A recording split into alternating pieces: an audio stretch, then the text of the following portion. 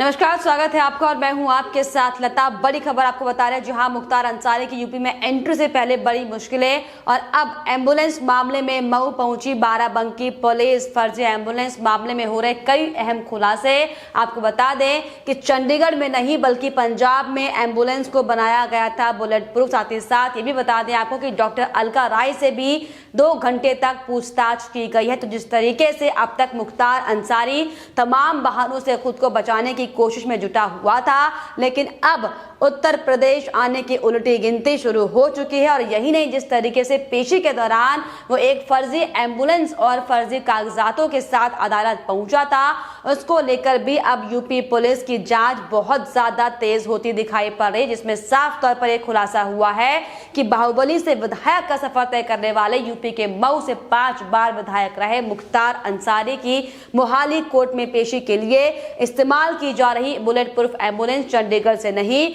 बल्कि पंजाब से ही बनाई गई थी। एम्बुलेंस को लेकर पंजाब सरकार और पुलिस लगातार बचाव का रुख अख्तियार करने में हालांकि लगे हुए हैं, लेकिन उत्तर प्रदेश पुलिस ने इसकी पूरी जानकारी जुटा ली है कि एम्बुलेंस को 2013 में पंजाब में बुलेट प्रूफ किया गया था। एम्बुलेंस को बुलेट प्रूफ तैयार करने के लिए मुख्तार के खास उद्योगपति ने इसमें अहम भूमिका निभाई थी। दरअसल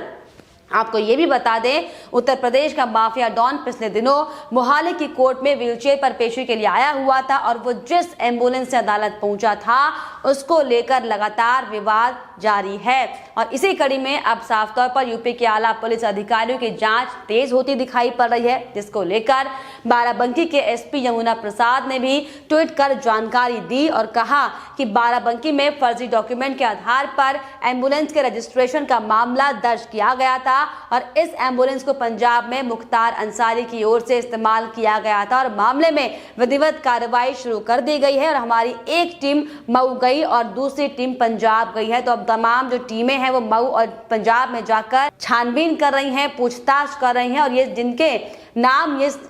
सारे फर्जी दस्तावेज बनाए गए थे इनसे लगातार पूछताछ की जा रही है। तो इस तरीके से बड़ी कार्रवाई इस पूरे मामले में अब की गई है। और जिस तरीके से एम्बुलेंस को लेकर जो तमाम तार बाराबंकी और मऊ से जुड़ते हुए दिखाई दिए थे, अब इसको लेकर उत्तर प्रदेश की पुलिस प्रदेश के अलग जिलों में जाकर मऊ और बाराबंकी में जाकर लगातार छानबीन कर रही है, जिसको लेकर आपको बताते चले कि कई अहम खुलासे भी अब इसको लेकर होंगे। वहीं आपको बताते चले कि इस पूरे प्रकरण को लेकर डॉक्टर अलका से भी पूछताछ हुई, जिसके बाद डॉक्टर अलका ने ट्वीट कर जानकारी देते हुए बताया कि बाराबंकी पुलिस टीम आई थी और मेरे साथ सौहार्दपूर्ण बातचीत से बात हुई। उन्होंने एक वोटर आईडी की प्रति मुझे दिखाई, वो वोटर आईडी मेरी नहीं थी बल्कि उस पर मेरा फोटो जरूर लगा हुआ था और वहीं उन्होंने ये भी कहा कि मेरे हस्ताक्षर भी उसमें नहीं थे। तो जिस तरीके से डॉक्टर अलका राय से जो पूछताछ हुई है उसमें साफ तौर पर अलका राय का ये कहना है कि वोटर आईडी को लेकर विशेष तौर पर पुलिस छानबीन कर रही थी, क्योंकि वोटर आईडी कार्ड में ही अलका राय का फोटो लगा हुआ है।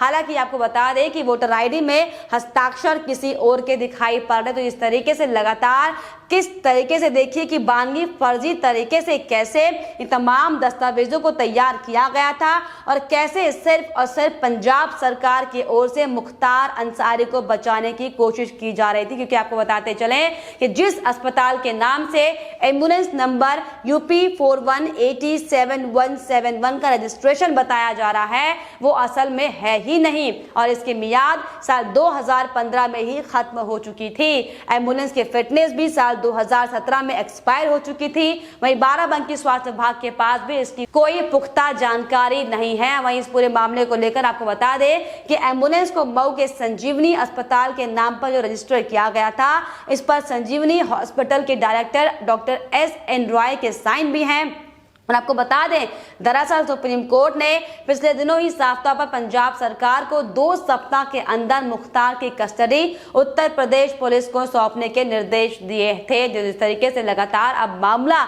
जो गर्माता जा रहा है और जिस तरीके से मुख्तार अंसारी लगातार अपने आप को बचाने की कोशिश में जुटा हुआ और उसका साथ दे रहे हैं पंजाब सरकार, क्योंकि जिस तरीके से अभी तक पंजाब सरकार लगातार मुख्तार अंसारी के स्वास्थ्य का हवाला देते हुए दिखाई पड़ रही थी, ये वाकई ये दर्शा दर्शाता है कि सिर्फ और सिर्फ मुख्तार अंसारी उस गुंडे को बचाने का काम पंजाब की सरकार यानी कि कांग्रेस कर रही है। लेकिन आपको बताते चले कि जिस तरीके से जो अहम खुलासे इस पूरे मामले को लेकर हो रहे हैं, एम्बुलेंस को लेकर मुख्तार अंसारी के तमाम उन बहानों को लेकर ये साफ दर्शाता है कि अब मुख्तार अंसारी की उल्टी गिनती शुरू हो चुकी है। आपको बता दें कि हाल ही में योगी सरकार ने भी पूर्व डीएसपी शैलेंद्र सिंह पर दर्ज मुकदमा उठाया था और सिंह ने एक टाइट गन बरामद करने के बाद मुख्तार के खिलाफ पूटा के तहत कार्रवाई की थी। उन्होंने ये बताया था कि इसके बाद उन पर तत्कालीन सरकार ने इतना दबाव बनाया कि उन्हें इस्तीफा देना पड़ा। इसके कुछ महीने बाद उन पर केस दर्ज कर उन्हें जेल तक भेजा गया और उन्हें प्रताड़ित किया गया। और ये बात उन्होंने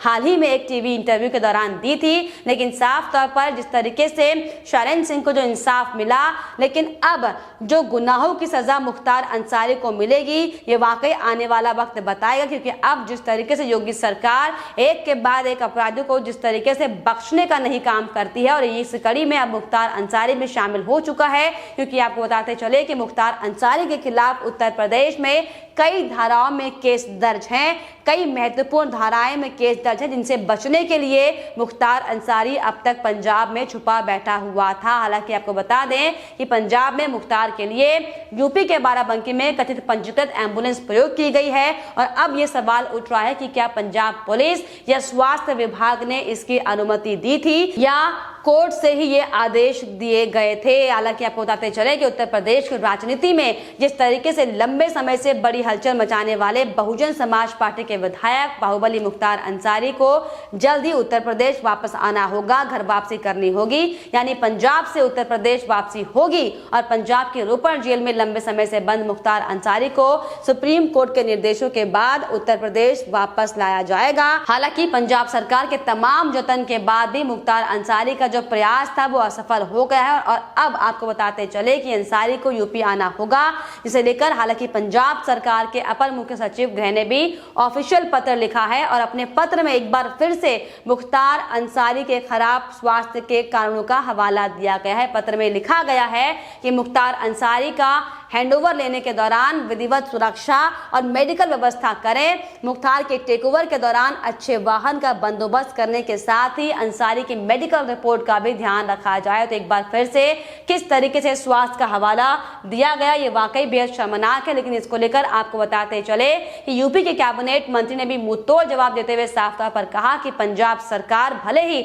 मुख्तार अंसारी की ज्यादा चिंता करती हो, लेकिन इसकी चिंता करने की जरूरत पंजाब सरकार को नहीं है, क्योंकि मुख्तार अंसारी उत्तर प्रदेश के मुजरिम नंबर 1 है। लेकिन बावजूद इसके हम इसके लिए पूरी तैयारी करेंगे और जेल में किसी भी तरह की कोई अव्यवस्था नहीं होगी। तो जाहिर तौर पर जिस तरीके से उत्तर प्रदेश में 2017 में योगी आदित्यनाथ की सत्ता में आते ही माफियों पर नकेल कसने की तैयारी शुरू हुई, लेकिन एक बेहद छोटे वसूली के मामले को लेकर जिस तरीके से लगातार मुख्तार को पंजाब की रोपड़ जेल में बंद रखा गया, जहां पर पंजाब में कांग्रेस की सरकार ने माफिया गैंगस्टर मुख्तार को संरक्षण देने में बचाने में कोई कसर नहीं छोड़ी, लेकिन तमाम झूठी दलीलें हो गई। लेकिन अब मुख्तार अंसारी को उत्तर प्रदेश आना होगा। मुख्तार उत्तर प्रदेश में जाने से बचने के लिए हालांकि हर तरह के हथकंडे अपनाता हुआ दिखाई पड़ रहा था, लेकिन साफ तौर पर जिस तरीके से मोहाली कोर्ट से जो मुख्तार अंसारी को झटका लगा था और जिस तरीके से लगातार उसकी मांगों को नकारा गया,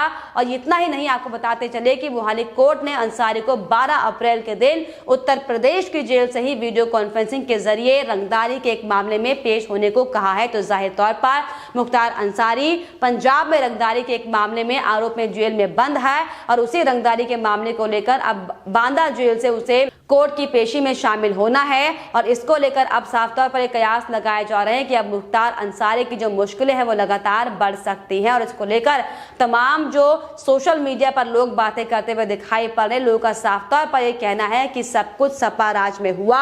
कड़ी से कड़ी कार्रवाई अब मुख्तार अंसारी के खिलाफ होनी चाहिए। तो इस तरीके से लगातार पंजाब सरकार पर भी आरोप लगाते हुए दिखाई पड़ रहे हैं। लोग ये कहते हुए दिखाई पड़ रहे हैं कि पंजाब सरकार एकदम शर्मनाक रवैया अपनाती हुई दिखाई दी। पता नहीं एक खूंखार अपराधी पर क्यों इतना मेहरबानी पंजाब सरकार कर रही है। तो साफ तौर पर अब मुख्तार अंसारी की मुश्किलें कम होने वाली नहीं है, क्योंकि जिस तरीके से जो एम्बुलेंस को लेकर, जो एम्बुलेंस प्रकरण को लेकर जो तमाम जो सबूत अब यूपी पुलिस के हाथ लगे हैं, उसमें साफ तौर पर आपको बताते चले कि अब जिस तरीके से पुलिस की टीमें बाराबंकी और मऊ में जाकर तमाम जो छापेमारी कर रही हैं, जो छानबीन कर रही है, साफ इशारा करता है कि अब इस पूरे प्रकरण को लेकर जो असली कहानी है वो सामने आएगी और ये पता चलेगा कि आखिर कैसे और क्यों और किसकी शय में मुख्तार अंसारी इस तरह से लगातार आराम से रोपड़ जेल में मजे काट रहा था। तो साफ तौर पर पंजाब सरकार को भी यहाँ पे बड़ा झटका है, क्योंकि जिस तरीके से पंजाब सरकार अभी तक